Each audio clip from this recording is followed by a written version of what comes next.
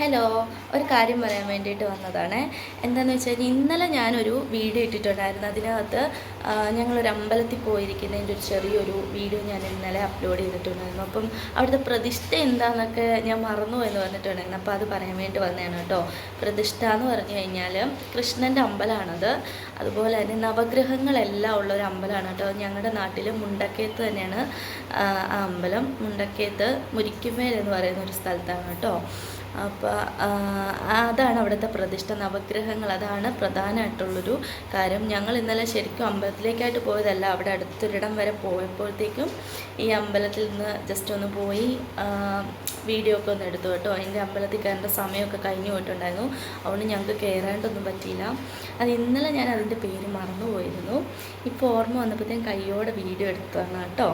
പിന്നെ ആ അമ്പലത്തിനകത്തേക്ക് ഫോണ്, അതുപോലെ തന്നെ ബാഗ്, പേഴ്സ് അങ്ങനെയുള്ള സാധനങ്ങളൊന്നും കയറ്റത്തില്ല കേട്ടോ.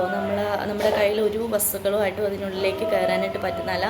ഞങ്ങൾ ആ ഒരു മതിലിന് പുറത്ത് നിന്നാണ് കേട്ടോ ആ ഒരു വീഡിയോ എടുത്തത്. പ്രത്യേകം പറയാണ്, അതിനകത്തേക്ക് മൊബൈലൊന്നും കയറ്റാനായിട്ട് പറ്റത്തില്ല. അവിടെ അതൊന്നും പറ്റത്തില്ലാത്തൊരു ഏരിയയാണ്.